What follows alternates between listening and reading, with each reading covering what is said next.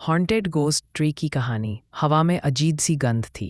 शहर की चमचमाती लाइटें दूर से झिलमिला रही थीं, लेकिन उस पुराने पेड़ के पास अंधेरा किसी भूत की तरह फैला हुआ था। यह वही पेड़ था जिसे लोग हॉन्टेड गोस्ट ट्री कहते थे कि वहां जाने वाला कभी वापस नहीं लौटता। कहानी का नायक था अभिराम, एक 17 साल का लड़का। वह गांव के मुखिया का बेटा था, लेकिन पढ़ाई के लिए शहर में आया था। वह बहादुर था, पर भीतर कहीं कहीं डर भी छिपा था। बचपन से ही उसने सुना था कि उसके गांव के पास का पेड़ श्रापित है।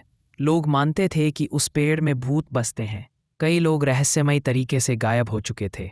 एक रात दोस्तों ने हिम्मत आजमाने के लिए अभिराम को चुनौती दी, अगर तू सच में मुखिया का बेटा है तो आज रात उस पेड़ के पास जाकर दिखा। अभिराम के भीतर झिझक थी, लेकिन उसका आत्मसम्मान भी बड़ा था। उसने तय कर लिया, आज डर और सच्चाई दोनों से सामना करना ही होगा। रात के 11 बजे हाथ में टॉर्च और जेब में छोटा चाकू लिए वह अकेला निकल पड़ा।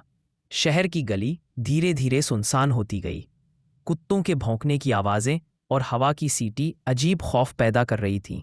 जब वह पेड़ के पास पहुंचा तो लगा जैसे जमीन कांप रही हो। चारों ओर से ठंडी हवाएं बह रही थीं। पेड़ की जड़ों से मानो किसी की चीखें उठ रही थीं।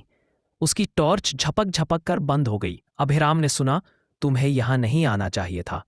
उसकी धड़कनें तेज हो गईं। चारों ओर अंधेरा और सन्नाटा था। पेड़ की डालियों पर सफेद साया लटकते दिखे। अचानक उसने देखा, एक औरत, लंबे काले बाल, बिना चेहरा लिए, धीरे धीरे उसकी तरफ बढ़ रही थी। उसके पैरों के पास खून से सनी हड्डियां पड़ी थीं, जैसे किसी को जिंदा निगल लिया गया हो। जमीन पर पुरानी चूड़ियां और बच्चों के जूते बिखरे थे।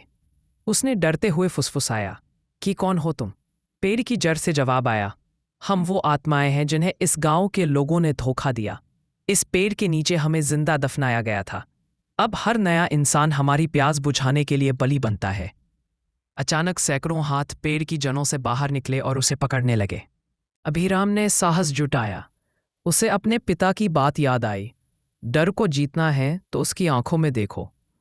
उसने टॉर्च की आखिरी रोशनी सीधी उस बिना चेहरे वाली औरत पर डाली। अचानक उसकी चीख ने पूरे जंगल को हिला दिया।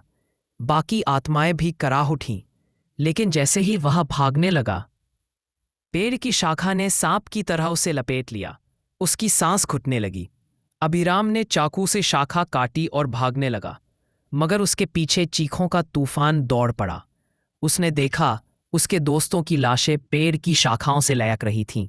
शायद वही दोस्त जिन्होंने उसे यहां आने की चुनौती दी थी। उसके पैरों के नीचे अचानक खून का तालाब बन गया।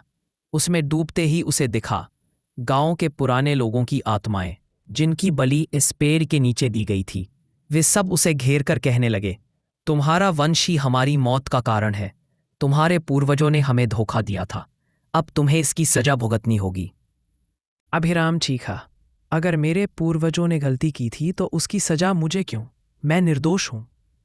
आत्माएं ठहाका मारकर बोली, निर्दोष भी खून की विरासत से बच नहीं सकता।